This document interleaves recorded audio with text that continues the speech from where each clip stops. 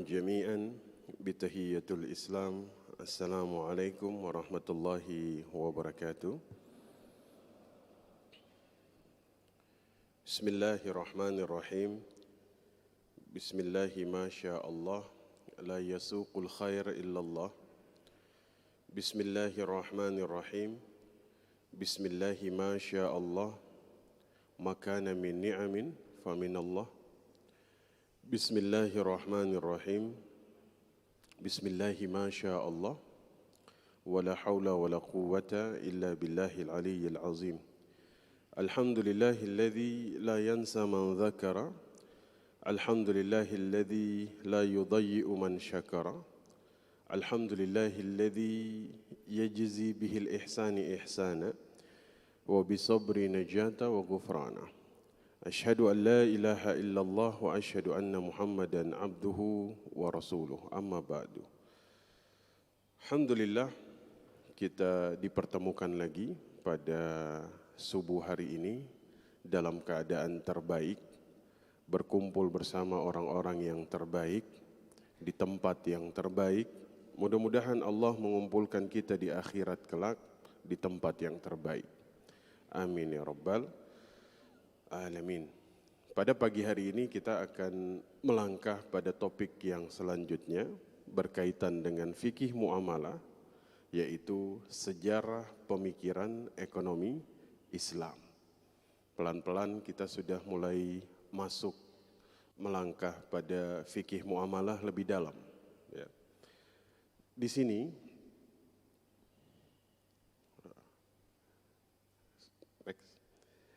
sini agenda kita akan kemudian membahas satu demi satu fase-fase dari sejarah pemikiran ekonomi Islam.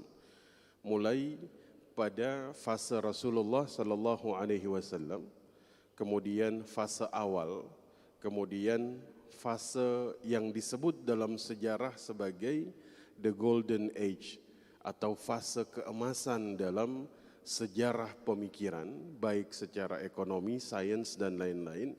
Kemudian fase stagnan, ya, fase di mana kita itu berada dalam situasi peperangan sehingga tidak sempat mengembangkan lagi ilmu pengetahuan sampai pada fase pembangunan kembali. Ya. Nanti kita akan mencoba melihat satu persatu sejarah perkembangan pemikiran ekonomi Islam di sini. Next. Saya mengutip perkataan Ibnu Khaldun ya, dalam kitabnya Al-Muqaddimah yang sering dipakai oleh pemikir-pemikir barat untuk menjadi referensi dalam tulisan-tulisan mereka. Orang yang hidup untuk kepentingan bersama akan mati seperti raksasa yang selalu dikenal. Tapi orang lain yang hidup untuk kepentingan sendiri akan mati sendiri, kerdil, dan kemudian dilupakan. Ya, ini cuman kutipan. Maka Bapak Ibu yang dimuliakan Allah, kalau kita berbicara tentang masalah pemikiran, maka kita akan melihat kedudukan akal di dalam Islam. Ya. Allah Subhanahu wa Ta'ala melarang yang namanya khamar, karena khamar ini merusak akal. Ya. Dalam surat Al-Ma'idah ayat 90, Ya ayyuhalladzina amanu. Ya. Bapak Ibu kalau baca Al-Quran, bertemu ayat yang dimulai dengan Ya ayyuhalladzina amanu, ini hanya diulang 88 kali dalam Al-Quran, maka kemudian harus membuka hati dan pikirannya, karena biasanya apa yang akan Allah sampaikan itu tegas dan penting. Perintah salat, perintah puasa, larangan riba, larangan khamar, itu akan selalu dimulai dengan kalimat Ya ayyuhalladzina amanu. Innamal khamru wal maisiru wal ansabu wal azlamu rijsun min amali syaitan fajtanibuhu la'allakum tuflihun. Ya, di sini Allah haramkan khamar. Kenapa? Karena khamar ini bisa membuat merusak akal dan pikiran manusia. Sementara kedudukan akal di dalam Islam ini sangat penting. Ya. Next. Jadi akal dalam bahasa Arab itu aqala yaqilu aqla, artinya dia menahan. Ya. Ketika kemudian dia mengetahui sesuatu, maka dia menahan dengan erat apa yang kemudian dia ketahui. Maka kemudian Islam memerintahkan kita mengembangkan ilmu pengetahuan. Belajar itu wajib bagi seorang Muslim. Imam Syafi'i ke Madinah, belajar sama Imam Malik. Selesai dari Imam Malik ditanya, Tuan Imam, dari sini siapa lagi saya harus belajar, mengambil ilmunya? Ada, tapi orangnya sudah meninggal. Siapa? Imam Abu Hanifah. Tapi ada muridnya. Siapa? Hasan al-Syaibani. Di mana tempatnya? Irak. Berangkat ke Irak. Masya Allah. Karena tahu kemuliaan dari ilmu itu, hatta al-hitan fil bahar, sampai ikan di lautan itu mendoakan orang yang belajar. Maka saya mendoakan kemuliaan yang sama semoga Allah berikan kepada antum semua yang telah menghadirkan waktu untuk datang ke sini. Man salaka tariqan yaltamisu fihi ilman sahalallahu tariqan ilal jannah. Barang siapa melangkahkan kakinya di sebuah tempat di mana ilmunya dan imannya bertambah, maka Allah mudahkan langkah kakinya menuju surga Allah Subhanahu wa taala. Semoga Allah memudahkan langkah kaki Bapak Ibu untuk menuju surganya. Amin ya rabbal alamin. Next. Nah, kita masuk. Maka sejarah pemikiran, ya. Sejarah pemikiran di dalam Islam itu bertolak dari Al-Quran dan hadis. Ya. Jadi kalau kita berbicara tentang sejarah pemikiran ekonomi Islam, berarti ini dimulai semenjak Rasulullah Sallallahu Alaihi Wasallam diutus. Maka pada saat itulah dimulai fase perkembangan ekonomi Islam. Ya. Next. Secara geografis, tanah Arab ini adalah tanah yang gersang.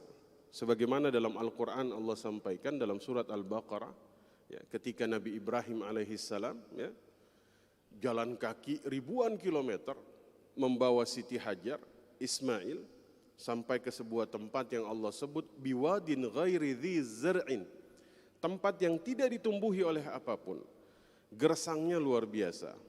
Maka dari sini kita tahu bahwasanya tanah Arab itu identik dengan yang namanya gersang. Makanya tidak heran kalau kemudian bangsa Arab ini bangsa pedagang. Kenapa? Ya karena mereka nggak bisa bertani. Keadaan geografisnya ini adalah keadaan yang gersang. Lagi-lagi kita temukan dalam surat dalam Al-Quran, li'ila fi Quraisy, ya, ila fihim rihlata syita'i was-saif. Di sini Allah kemudian mengabarkan kebiasaan orang-orang Quraisy, yaitu bepergian pada musim dingin dan musim panas. Untuk apa? Berdagang. Asyita was-saif. Kalau musim panas mereka ke Syam, kalau musim dingin mereka ke Yaman. Untuk apa? Berdagang. Jadi ini sudah jadi karakter bangsa Arab bahwa mereka ini bangsa pedagang. Mereka ini bangsa pedagang. Rasulullah pedagang. Ayahnya Rasul siapa? Abdullah pedagang. Kakeknya Rasul siapa? Abdul Muttalib pedagang. Ayahnya Abdul Muttalib siapa?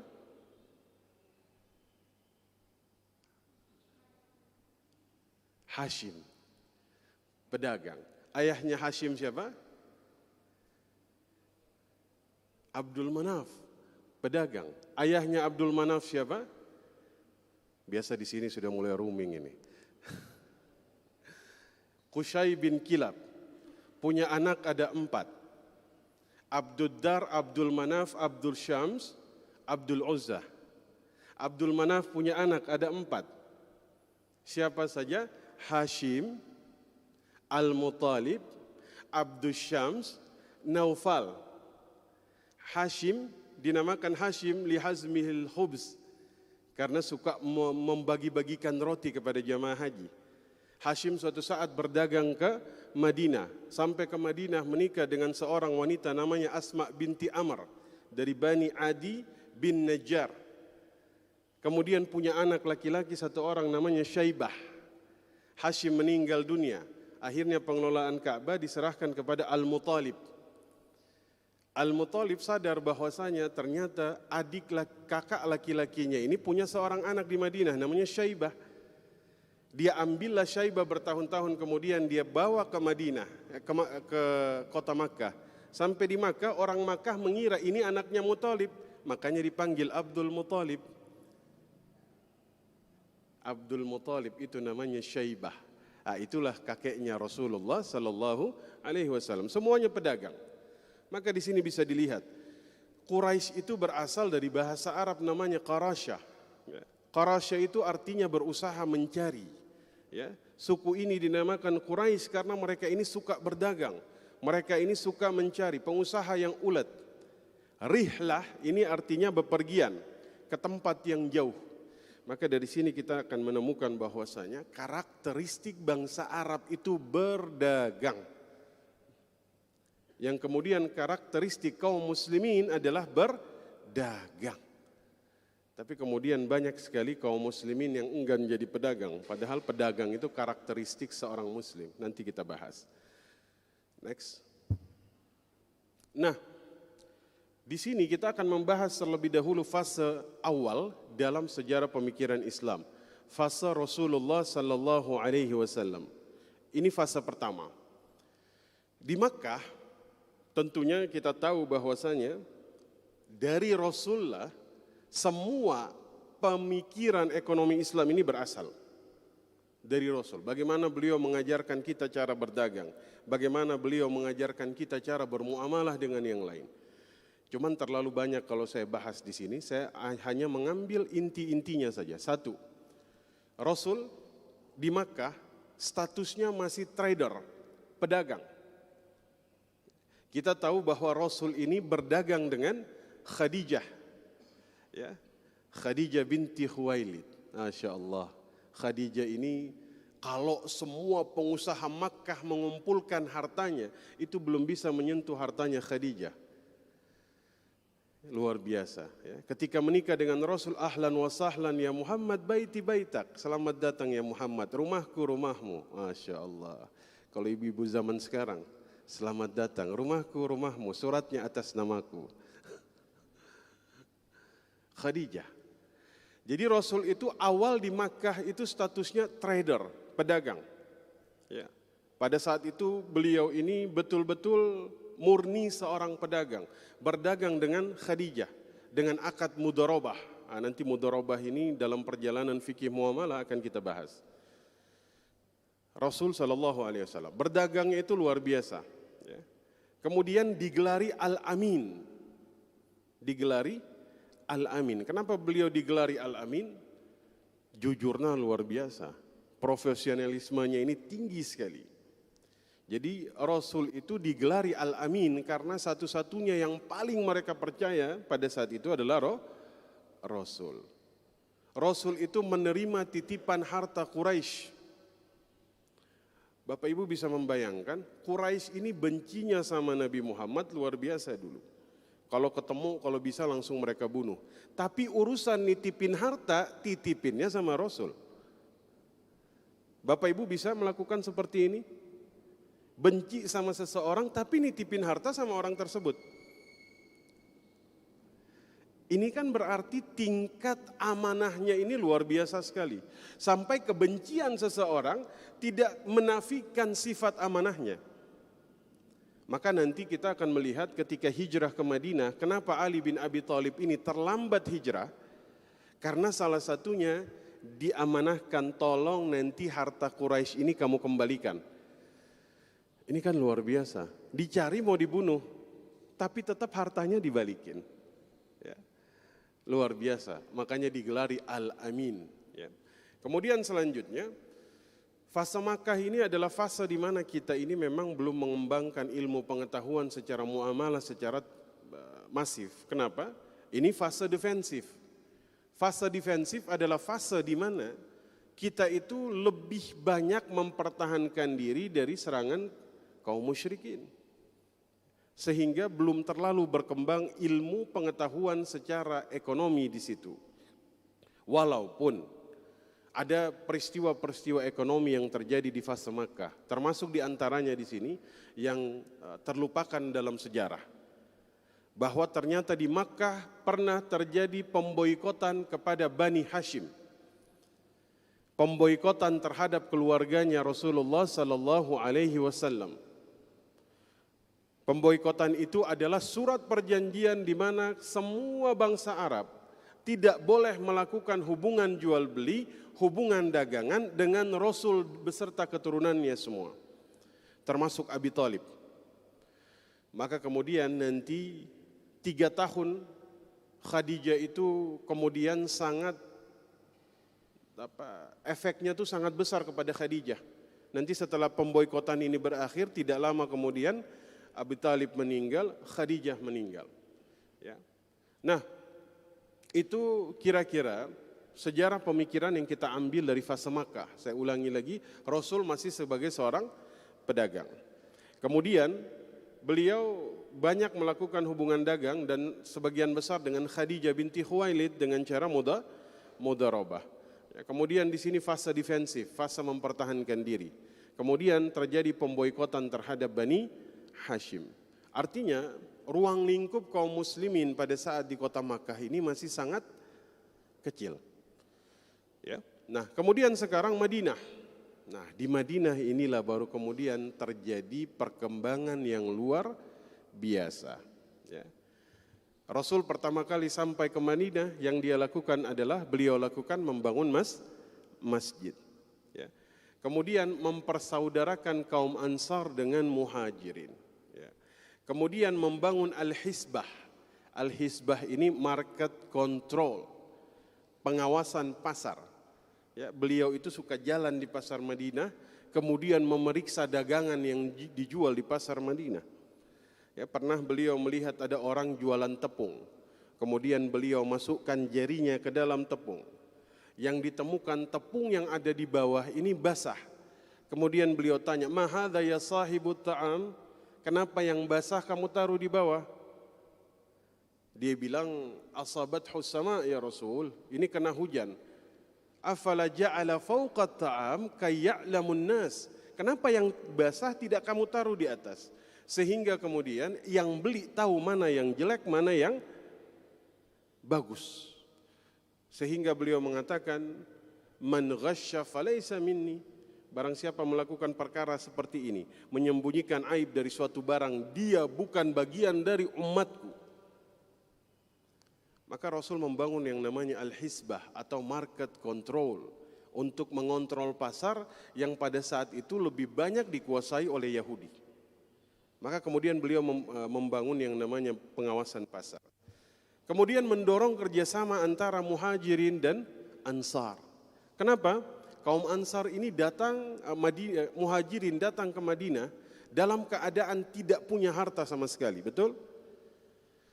Mengembangkan perekonomian tanpa adanya harta itu mustahil. Maka kemudian dipersaudarakanlah Ansar dengan Muhajirin.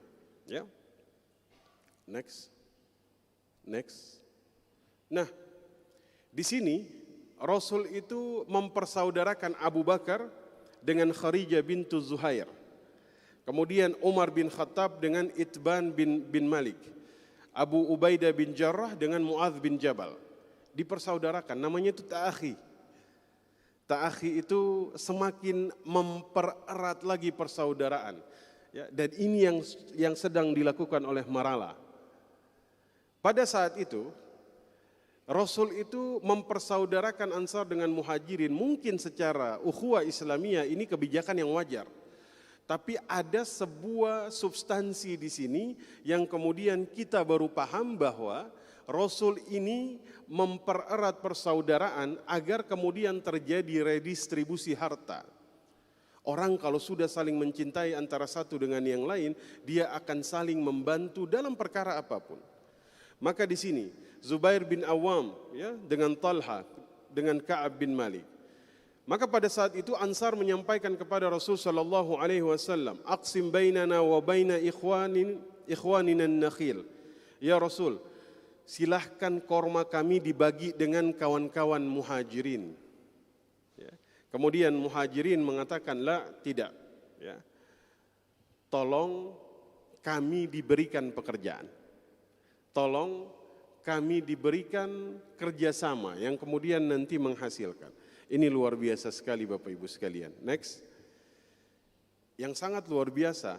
Ketika Rasul mempersaudarakan Ansar dengan Muhajirin, maka ada seorang sahabat bernama Sa'ad ibnu Rabi. Sa'ad ibnu Rabi, dia katakan kepada Abdurrahman bin Auf, silahkan, ya, ini semangat pada saat dulu ya, dia punya 4 orang istri. Silahkan antum tunjuk yang mana, ana ceraikan, ana nikahkan dengan antum, setengah hartaku aku berikan kepadamu. Saking cintanya kepada kaum Muhajirin. Tapi Abdurrahman bin Auf hanya mengatakan, la, tunjukkan kepadaku di mana itu pasar. Biarkan aku akan berdagang di situ. 3 bulan kemudian, Abdurrahman bin Auf datang menemui Rasul, membawa emas sebesar biji korma, kemudian minta kepada Rasul untuk dicarikan calon istrinya. Jadi Abdurrahman bin Auf mas kawinnya berapa? Biji korma. Kalau ibu-ibu dulu emasnya sebesar apa, Bu? Sudah sayang telat taunya ya. Kalau dari dulu saya tahu Abdurrahman bin Auf, maka saya minta mas kawin emas sebesar biji korma. Mas kawinnya Rasul kepada Khadijah, kalau kata Ibnu Hisham dalam tarikh, itu 20 ekor lembu. Ada lagi yang mengatakan 20 ekor onta merah. Ini miliaran harganya, Pak. Next, itu sekilas sejarah pemikiran Makkah dan Madinah. Nah sekarang kita lihat fase Abu Bakar As-Siddiq. Abu Bakar ini, beliau menjadi khalifah itu cuma 2 tahun. 11 sampai 13 Hijriah. Ya, meninggalnya itu usianya sama dengan Rasul. Abu Bakar ini usianya lebih muda 2 tahun dari Rasul. Ketika hijrah ke Madinah, orang Madinah itu menyangka Rasul itu Abu Bakar. Kenapa? Ubannya lebih banyak. Ubannya lebih banyak. Ya, maka Abu Bakar tuh langsung ambil sorban, dinaungi kepala Rasul. Ini loh yang Rasul, bukan ana. Karena zaman dulu itu kan orang yang beruban itu, ya, panggilan syekh itu bisa beberapa hal. Syekh karena dia ahli ilmu, syekh karena dia orang terpandang, syekh karena ubannya banyak. Jadi di sini sudah banyak syekh-syekhnya ini ya. Ubannya sudah mulai banyak. Ya, jadi Abu Bakar, kita lihat dulu pemikirannya seperti apa. Abu Bakar, jadi Rasul, saya lupa, Rasul itu dulu membangun yang namanya Baitul Mal. Baitul Mal. Apa itu Baitul Mal? Semua harta negara itu ditaruh di Baitul Mal.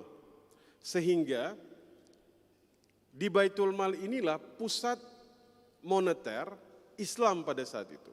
Ya, semua pemasukan negara itu dimasukkan ke Baitul Mal. Kalau Baitul Mal itu kan zaman sekarang diartikan seperti tempat simpan zakat kan. Kalau pada zaman Rasul dan sahabat, Baitul Mal ini sama kayak Bank Indonesia sekarang. Ya, penggajian aparatur negara, semua harta negara itu ditaruh di Baitul Mal. Zakat semuanya. Maka Abu Bakar ini meneruskan kebijakan Rasul di dalam pemungutan zakat. Yang tidak bayar zakat itu diperangi oleh Abu Bakar As-Siddiq. Diperangi, Pak. Dan diperangi ini secara fisik. Itu namanya Harbul Murtadin. Orang-orang yang enggan bayar zakat langsung diperangi oleh Abu Bakar. Ya, maka di Indonesia ini proyeksi zakat kita 571 triliun. Proyeksi. Kalau proyeksi ini kan bayangan. Kalau semua orang bayar zakat. Tapi yang terserap 5 triliun. Berarti berapa persen itu? Kalau Abu Bakar masih hidup sekarang, maka 95% kaum muslimin di Indonesia ini diperangi oleh Abu Bakar As-Siddiq karena menolak bayar zakat. Ya. Lihat, serapan pajak 80%, serapan zakat 5 dari 500 sekian itu berapa persen, Pak? Jadi masih banyak orang yang tidak takut takut kalau tidak bayar pajak, tapi tidak takut tidak bayar zakat. Abu Bakar itu dulu keras sama orang yang enggan tidak bayar zakat, diperangi langsung. Ya. Bahkan tidak boleh ikutan sholat jika dia tidak bayar zakat. Ya, keras sekali. Ya, dulu keras sekali dalam masalah zakat ini, keras sekali. Ya, insya Allah nanti kita akan masuk pada bab zakat. Ya. Kemudian penggajian aparatur negara itu dimulai pada zaman Abu Bakar As-Siddiq. Ya. Abu Bakar itu membagi harta Baitul Mal. Ya. Semua harta yang masuk di Baitul Mal itu apa saja? Zakat, wakaf, ya, apalagi hadiah, apalagi hibah, amwal fadilah. Amwal fadilah ini orang yang meninggal kemudian tidak meninggalkan ahli waris. Ya. Kemudian kharaj. Kharaj ini pajak atas tanah yang dikenakan kepada non-muslim yang tinggal di negara muslim. Dan berbagai macam pemasukan lainnya. Abu Bakar itu membagi sama rata. Tanpa melihat seseorang itu punya sumbangsi atau tidak, semua sama. Ya, semua sama, maka dikenal dengan balance budget. Balance budget ini maksudnya semuanya dapat sama. Ada 100 orang, harta Baitul Mal ada 100 juta, maka tiap orang dapat 1 juta. Itu kebijakan Abu Bakar. Maka semua harta di Baitul Mal biasanya langsung dibagikan oleh Abu Bakar. Ya, ini karakteristik beliau yang terkenal. Ya, tidak membeda-bedakan pembagian harta Baitul Mal. Ya. Kemudian Umar bin Khattab. Umar ini kalau kita bahas harus sesi sendiri. Karena inovasi dalam ekonomi Islam secara pemikiran itu terjadi pada zaman Umar bin Khattab. KPK. Ya, komisi apa itu? Pengawasan, saya sampai lupa namanya. Pengawasan ya. Itu zaman Umar bin Khattab sudah ada. Umar itu seseorang mau jadi pemimpin dan sesudah pemimpin kekayaannya dicatat. Kekayaannya dicatat. Sehingga dulu Abu Hurairah ketika menjadi gubernur, tiba-tiba masuk laporan hartanya ini jadi banyak, dipanggil sama Umar. Kok hartamu jadi banyak kayak begini? Abu Hurairah mengatakan, ya Umar, ya, ghanimah saya itu berkembang, harta saya jadi banyak. Umar kemudian memerintahkan dilakukan inspeksi. Ya, setelah dilakukan inspeksi ternyata tidak terbukti. Tapi pada saat itu Abu Hurairah mundur jadi gubernur. Ditawarin lagi udah gak mau. Bukan gak mau karena tersinggung, tapi lebih memilih untuk tidak jadi pemimpin pada saat itu. Ya. Umar bin Khattab, pembagian harta Baitul Mal di zaman Umar itu dilakukan berbeda dengan zaman Abu Bakar As-Siddiq. Kalau Abu Bakar sama rata, kalau Umar tidak sama rata. Kenapa? Umar akan mengklasifikasikan, misalnya Ahlul Badar. Ahlul Badar ini orang yang ikut di perang Badar, itu akan diberikan lebih. As-Sabiqun al-Awwalun, orang-orang yang pertama kali memperjuangkan Islam akan diberikan porsi yang lebih banyak oleh Umar bin Khattab. Ya. Beda dengan Abu Bakar, namanya reserve budget. Abu Bakar tidak menghabiskan seluruh harta Baitul Mal, Umar, tapi Umar menyisakan sedikit untuk penggajian aparatur negara dan perkara-perkara yang lain. Ya, tapi Umar itu hendak mengembalikan lagi pola pembagian ini seperti zaman Abu Bakar, yaitu sama rata, tapi telat. Umar keburu meninggal dunia pada saat sholat subuh. Ditusuk 17 tusukan oleh yang namanya Abu Lu'lu'a al-Majusi. Kan pada saat sholat subuh kan? Memang Umar ini punya doa Bapak Ibu. Ya, semoga aku diwafatkan dalam keadaan syahid di kotanya Nabi. Sahabat tuh agak bingung, ya Umar, Nabawi aman. Antum kalau misalnya ingin mendapatkan kemuliaan seperti doamu, antum ke Mesir. Ada Amr bin As di sana, lagi perang sama Romawi, maka antum bisa mendapatkan kemuliaan doamu. Tapi antum minta diwafatkan dalam keadaan syahid di kotanya Nabi, di Nabawi, ya tidak mungkin. Apa yang terjadi? Umar pada saat lagi sholat subuh, ya, Abu Lu'lu'a ini sudah sembunyi dari Isya. Ya. Abu Lu'lu'a ini ahli racun. Pisaunya dia kasih racun. Pada saat Umar lagi sholat, dia tusuk 17 tusukan. Ya, sehingga Umar ketika kemudian sedang dipangku oleh sahabat, dia tanya, siapa yang menusukku? Budaknya Abu Mughirah, namanya Abu Lu'lu'ah. Apa kata Umar? Alhamdulillahilladzi lam yaj'al maniyati ala yaddi man lam yadda'il Islam. Segala puji bagi Allah yang menjadikan ajalku tidak di tangan seseorang yang menyeru kepada Islam. Akhirnya Umar wafat dalam keadaan syahid. Artinya dia bersyukur bahwa dia tidak dibunuh oleh seorang muslim juga, ya, tapi oleh seorang majusi pada saat itu. Ala kulli hal, kita persingkat saja, ya. Kita persingkat saja. Kalau tidak cukup, kita akan bagi menjadi 2 pertemuan. Ya. Kemudian zaman Utsman bin Affan. Ya. Jadi ini sahabat ini luar biasa. Allah memberikan orang-orang yang kemudian menjadi orang-orang yang dekat dengan Rasul ini punya karakternya itu sendiri-sendiri. Abu Bakar itu lembut, Pak. Abu Bakar itu lembut. Umar ini tegas. Umar ini tegas, saking tegasnya, dulu ada seorang wanita lagi hamil, dipanggil sama Umar, padahal baru dipanggil itu keguguran. Keguguran, Pak, saking takutnya sama Umar, sampai Umar tuh kepikiran, waduh ini anak gimana ini? Akhirnya sahabat menyarankan Umar membayar diat. Padahal Umar enggak salah. Umar cuma manggil aja, ini perempuan lagi hamil, saking takutnya sampai keguguran. Umar ini tegasnya luar biasa, Abu Bakar lembutnya luar biasa. Ya. Sekarang Utsman bin Affan, Utsman ini termasuk sahabat yang punya hartanya itu banyak, saudagar, ya, banyak. Tapi tiga-tiganya ini itu luar biasa, sering bersaing dalam masalah kebaikan. Ya, nanti nanya, itu Abu Bakar nyumbang berapa? Sekian, baik. Saya nyumbang, lebih dari Abu Bakar. Ya, ini kebiasaan mereka, bersaing dalam masalah kebaikan. Nah, Utsman ini ketika menjadi khalifah, beliau itu memperbaiki struktur administrasi negara, ya, diperbaiki. Kemudian karena teritorial kita semakin luas pada zaman Utsman bin Affan, ya, 6 tahun pertama dan 6 tahun kedua, kalau kita bagi secara terperinci di sini, 6 tahun kedua itu mulai meluas, semakin luas maka pengawasan ini semakin tidak mungkin dilakukan. Ya, maka banyak sekali orang yang memanfaatkan Utsman bin Affan, nama besar Utsman, untuk kemudian mengambil keuntungan dengan cara yang tidak diperkenankan. Ya.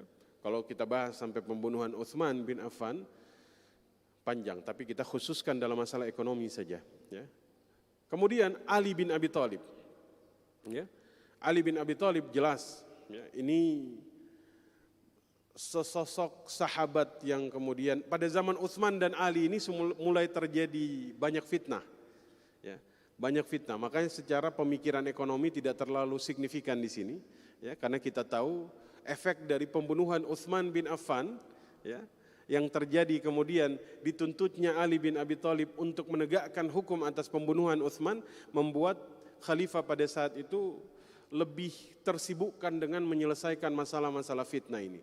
Cuman Ali bin Abi Thalib ini termasuk salah seorang khalifah yang menarik dirinya dari penerima harta Baitul Mal. Ya, bahkan setiap tahun beliau menyumbang 5.000 dirham kepada Baitul Mal, kepada kas negara. Ya, jadi tidak sekedar misalnya Ali bin Abi Thalib mengatakan, saya tidak mau menerima gaji dari negara, tapi saya memberikan gaji kepada negara setiap tahun 5.000 dirham. Masya Allah, ya, ini kan luar biasa. Ya. Taib. Next. Nah, tadi zaman Rasul dan sahabat, ya, sekarang kita lihat secara umum.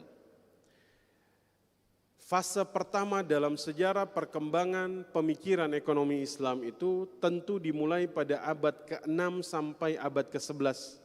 Ya. Ini dinamakan fase pembangunan. Kenapa dinamakan fase pembangunan? Karena fase inilah yang merupakan awal pembangunan perkembangan ekonomi Islam. Ya. Kemudian fase kedua. Fase kedua ini abad ke-11 sampai abad ke-15. Dinamakan the golden age, zaman keemasan di dalam sejarah Islam.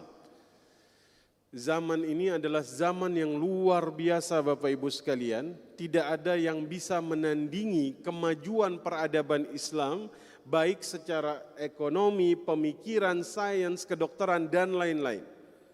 Fase ini adalah fase yang sangat gemilang. Kita pada fase ini sampai nanti Raja George itu nulis surat kepada Khalifah Haisham yang ketiga. Minta anak perempuannya itu datang belajar ke dunia Islam. Nanti kita bahas. Fase ketiga adalah fase stagnan, fase kemunduran. Kenapa? Dulu fase kita diserang oleh kaum musyrikin, itu fase Makkah. Maka pada fase ketiga itu terulang lagi. Kita berada di bawah intimidasi bangsa Eropa, itu pada fase ketiga. Ya, seolah-olah fase Makkah itu terulang kembali. Kemudian fase keempat adalah fase pembangunan kembali. Next. Jadi dunia Islam mengalami the golden age, kegemilangan dalam fase pemikiran itu pada fase kedua. Di saat yang sama dunia barat mengalami the dark age, zaman kegelapan. Itu zaman di mana kita gemilang, mereka gelap. Mereka gelap. Ya, kita tahu salah satu contoh dikirimnya utusan ke dunia barat, ya, termasuk ke Perancis. Ya, utusan mengatakan raja mereka nggak pernah mandi, Di saat kita sudah punya hammam atau kamar mandi, mereka nggak punya kamar mandi. Raja pada saat itu buang hajatnya di mana? Di sebuah kotak kayu yang dibawa oleh seseorang. Dan ini pekerjaan yang terhormat pada saat itu di Eropa, bisa memegang kotak buang hajatnya raja, ditaruh di bawah kursinya. Dibuangnya di mana? Di jalanan, sehingga nanti Eropa itu terjadi wabah hitam. Ya kan? Makanya ada sepatu hak tinggi. Sepatu hak tinggi itu agar bajunya ini tidak kena jalanan yang dipenuhi dengan apa namanya itu. Saya mencari bahasa yang ilmiah untuk 3 huruf ini.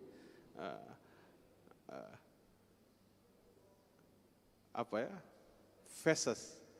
Ya, saya lihat Pak Dokter Aji baru ingat maksudnya karena beliau dokter jadi ingat secara kedokteran feses Pak Dokter ya. Baik. Jadi karena di jalanan itu banyak kotoran, maka kemudian mereka pakai sepatu hak tinggi agar tidak kena. Maka kemudian dikirimlah yang namanya parfum. Tolong disemprotin ke raja-raja kalian. Makanya tulisannya itu kan eau de toilet. Karena baunya luar biasa. Bisa dibayangkan dunia Islam sedang maju-majunya, mereka sedang gelap-gelapnya. Ada saat itu. Taib, next. Di sini Raja George II itu pernah menulis surat kepada Khalifah Haisham yang ketiga. Bunyi suratnya, ya, pada saat itu dia jadi Raja Inggris, Raja Swedia, Raja Norwegia. Dia tulis, salam ta'zim katanya. Ya, kami memberitahukan bahwa kami mendengar tentang kemajuan pesat mata air yang jernih dari universitas-universitas keilmuan Islam. Jadi mereka ingin mengirimkan putra-putri terbaik Eropa agar mengambil keutamaan dari bangsa Islam. Ya, agar kemudian bisa mengambil ilmu pengetahuan dari bangsa Islam. Ya, keponakan beliau, Princess Dubant ini, ya, itu dijadikan delegasi untuk memimpin utusan Eropa ke bangsa Arab pada saat itu untuk kemudian belajar dari dunia Islam. Masya Allah. Ya, kemudian dibalas oleh Khalifah. Ya, nanti ada teks aslinya saya sertakan di sini. Ya, kepada Raja Inggris, Ekosia, Skandinavia yang terhormat, kami menelaah permintaan Anda, kemudian menyetujui setelah kami bermusyawarah. Ya, ini luar biasa. Di sini kita kemudian sadar bahwa kaum muslimin ini pernah berada pada puncak kegemilangan dalam sejarah. Ya. Di sini teks suratnya dalam bahasa Arab. Ya. Dalam bahasa Arab. Ya. Balasannya ini luar biasa. Dulu tuh khalifah balasannya selalu dimulai Bismillahirrahmanirrahim. Alhamdulillahi Rabbil Alamin. Wassalatu wassalamu ala nabiyyihi syuruk, ya. Ini saya kira waktunya habis. Kita lanjut ya. Ini teks aslinya. Lagi ada yang teks Arabnya, kemudian teks aslinya. Ya, ini bukti sejarah bahwa, dan ini masih banyak. Ini cuma satu saja yang kemudian saya tampilkan di sini sebagai bukti bahwa kita pernah mengalami fase gemilang dalam sejarah. Di saat bangsa Eropa itu sedang mengalami fase kegelapan, kita justru mengalami fase kegemilangan dalam sejarah. Nah, next, kita masuk langsung. Fase awal ada beberapa pemikir dalam Islam. Zaid bin Ali terkenal dengan jual beli secara kredit. Jadi jual beli secara kredit itu hasil pemikiran Zaid bin Ali. Ya, jual beli secara kredit adalah jual beli di mana harga cash dengan harga tunda itu beda. Dan ini diperbolehkan dalam Islam, tapi kemudian ditambahkan bunga di situ ketika orang telat bayar. Nah, inilah yang kemudian diharamkan. Kemudian ada Imam Abu Hanifah, ya, pada fase itu ya, punya pemikiran tentang jual beli salam dan murabahah. Ada Abu Yusuf. Bapak Ibu tahu Abu Yusuf diminta sama Khalifah Harun al-Rashid menulis sebuah buku tentang manajemen publik, tentang bagaimana caranya mengatur pemerintahan. Ditulis sebuah buku yang berjudul Al-Kharaj. Abu Yusuf ini termasuk muridnya Imam Abu Hanifah. Kemudian Al-Kharaj ini sampai sekarang di dunia barat jadi buku pegangan manajemen publik. Bahkan Abu Yusuf ini digelari di dunia barat The Canon of Taxation, bapak perpajakan dunia katanya. Abu Yusuf yang terlupakan oleh kaum muslimin sendiri. Betapa hebatnya mereka pada saat itu. Betapa Islam berada pada puncak kegemilangan pada saat itu. Kemudian ada Muhammad Hasan al-Syaibani. Ya, hasil pemikirannya klasifikasi dalam dunia kerja. Bahwa dalam dunia kerja ini harus diklasifikasikan. Ada pertanian, ada industri, ya, ada sina'ah, ya, ada perdagangan dan lain-lain. Next. Tokoh muslim pada abad atau fase yang kedua, ini yang kita sebut sebagai tokoh-tokoh yang membuat dunia Islam berada pada puncak kejayaan. Ya. Imam Al-Ghazali. Di Indonesia kita itu hanya concern kepada pemikiran yang bersifat tasawuf. Tapi lupa bahwa Imam Al-Ghazali punya pemikiran-pemikiran ekonomi yang jauh melampaui zamannya. Apa contohnya? Teori harga. Itu dari siapa? Dari Imam Al-Ghazali. Apalagi teori uang. Itu dari siapa? Imam Al-Ghazali. Di antaranya, uang adalah komoditas. Uang adalah alat tukar. Money is medium of exchange. Money it's not commodity. Uang itu hanya alat tukar, bukan komoditas. Kata siapa? Imam Al-Ghazali. Yang kemudian membuat pandangan bahwasanya uang tidak bisa diperdagangkan. Betul? Karena uang bukan komoditas. Kata siapa? Imam Al-Ghazali. Antum punya handphone yang masih baru dengan yang sudah lama. Harganya sama? Tidak sama. Antum punya 100.000 yang sudah lecek sama yang masih baru. Harganya sama? Sama. Oleh sebab itu benar kata beliau, uang tidak bisa diperdagangkan karena uang bukan komoditas. Itu Imam Al-Ghazali. Nanti kalau kita bahas satu-satu nggak cukup waktunya. Ibnu Taimiyah, ya, pemikiran beliau itu tentang syirkah, ya, tentang partnership, ya, kemudian tentang pengelolaan negara, ya, Al-Hizbah fil Islam. Ini adalah hasil karya beliau. Ya, yang kemudian di dalamnya terdapat pemikiran-pemikiran ekonomi yang luar biasa. Kemudian Ibnu Khaldun. Ya, Ibnu Khaldun ini punya pemikiran tentang teori produksi, teori nilai, ya, public finance dan lain-lain. Di saat pada fase ini dunia barat itu masih gelap, Pak.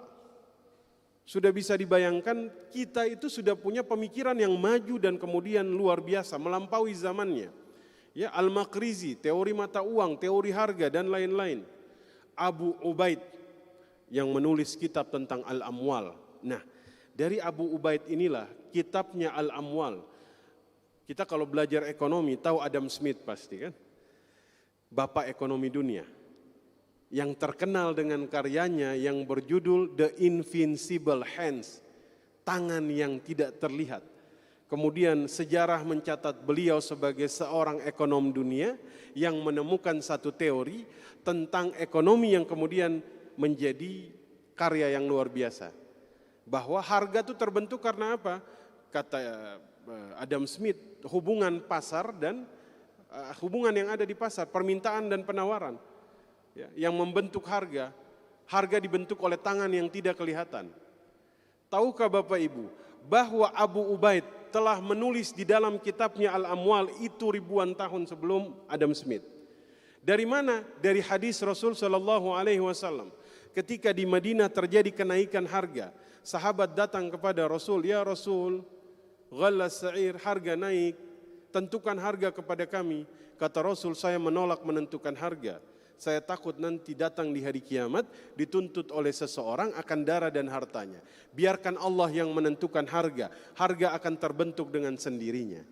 Mirip nggak Pak? Mirip. Tapi Adam Smith malu untuk kemudian mengatakan bahwa karyanya ini diambil berdasar dari sebuah hadis dari Nabi Shallallahu Alaihi Wasallam. Yang kemudian kita ketika membaca teori ini merasa bahwasanya ini berasal dari dunia barat. Tidak, ini berasal dari dunia Islam. Next, fase ketiga. Fase ketiga ini kita katakan sebagai fase kemunduran. Kenapa mundur? Dunia barat berada pada fase kegelapan. Dunia Islam berada pada fase kegemilangan. Maka kemudian mereka harus merubah polanya sehingga kemudian membalikkan keadaan yang tadinya gelap menjadi terang. Bagaimana caranya? Kolonialisme, penjajahan, invasi. Nah, itulah yang terjadi pada dunia Islam pada fase yang ketiga, di mana kita itu lebih sibuk mempertahankan diri dalam peperangan dan kolonialisme. Ya, dan juga terjadi di Indonesia, kita dijajah.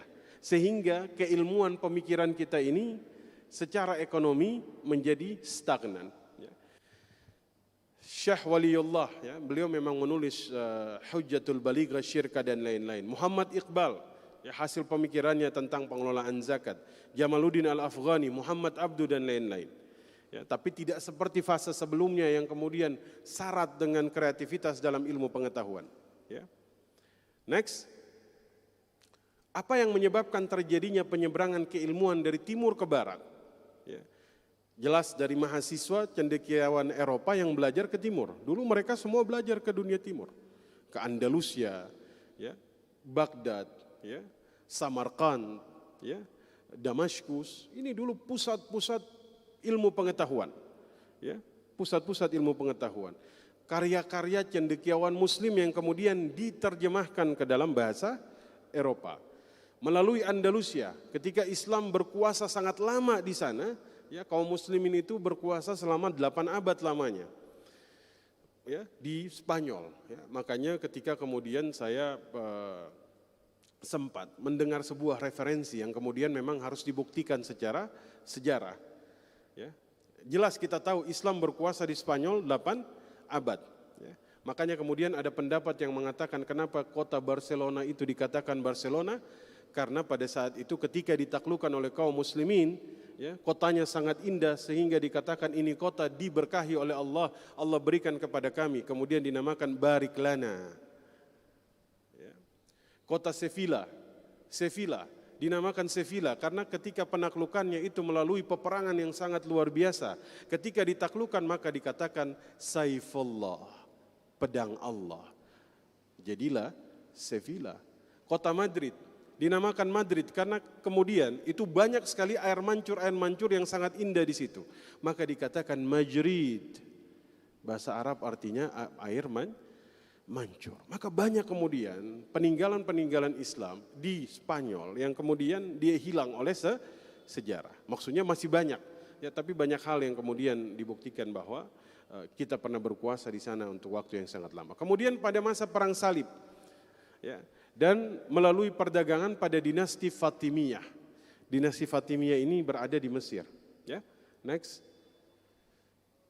Nah, kontribusi dunia Islam, ya, ini banyak sekali. The Invincible Hands diambil dari kitab Al-Amwal karya Abu Ubaid. Grisham Law, ya, ini disalin dari kitab Ihya Ulumuddin.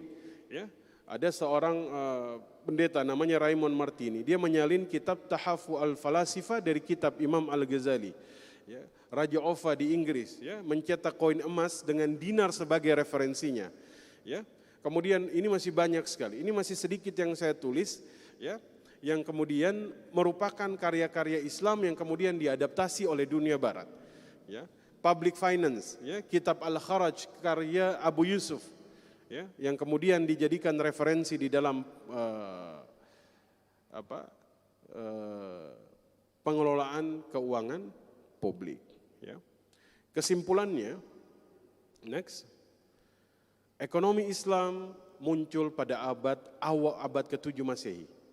Islam tidak hanya mengajarkan bagaimana ritual beribadah, tapi kemudian mengajarkan bagaimana seseorang bermuamalah, berekonomi antara satu dengan yang lain. Ekonomi Islam berasal dari Al-Quran dan hadis, berdasarkan praktek yang dilakukan oleh Nabi SAW, dilakukan oleh para sahabat, tabi'in, fuqaha, dan lain-lain. Ya, sejarah pemikiran ekonomi Islam terbagi menjadi 4 fase periode yang telah kita jelaskan sebelumnya. Ya, kemudian terjadi transformasi dari timur ke barat yang membuat terjadinya penyeberangan keilmuan dari dunia Islam ke dunia barat. Ya, yang kemudian fase mereka ini kemudian berubah dari the dark age atau fase kegelapan menjadi fase kegemilangan. Ya. Semua materi ini tidak saya jelaskan secara terperinci. Kalau terperinci, ya, kita bahas Umar saja. Ya. Fikih ekonomi Umar itu tebalnya segini, Pak. Fikih ekonomi Umar. Ya. Artinya ini hanya gambaran saja bahwa bagaimana dunia Islam itu pernah menguasai dunia dengan ilmu pengetahuannya yang luar biasa. Next, kota Baghdad. Kota Baghdad itu dulu menjadi pusat ilmu pengetahuan. Samarkand, ya. Samarkand juga sebuah kota yang luar biasa yang menjadi pusat peradaban pada saat itu. Ya, jadi kota Baghdad itu indahnya luar biasa dulu. Ya, banyak sekali. Jadi menjadi pusat ilmu pengetahuan dulu di situ. Dibangun perpustakaan yang sangat besar di situ. Ya, walaupun nanti dalam sejarah ditaklukkan oleh Hulagu Khan. Ya, Hulagu Khan itu menaklukkan dinasti terakhir dari kaum muslimin. Ya, dinasti Abbasiyah itu hancur oleh bangsa Mongolia. Ya, perpustakaan terbesar kemudian dibakar. Ya, itu ditenggelamkan ke dalam laut, sungai, sampai-sampai laut itu warnanya berubah menjadi hitam. Kenapa? Tinta dari kitab-kitab para ulama kita itu semuanya luntur ke dalam laut. Ya, itu luar biasa. Fase kelam dalam sejarah. Ya, penaklukan dinasti terakhir, ya, yang ada di dunia Islam ditaklukkan, ya, pada saat itu di Damaskus. Ya. Taib. Ya, Andalusia, ya, ini termasuk pusat-pusat peradaban Islam pada saat itu. Taib, singkat saja,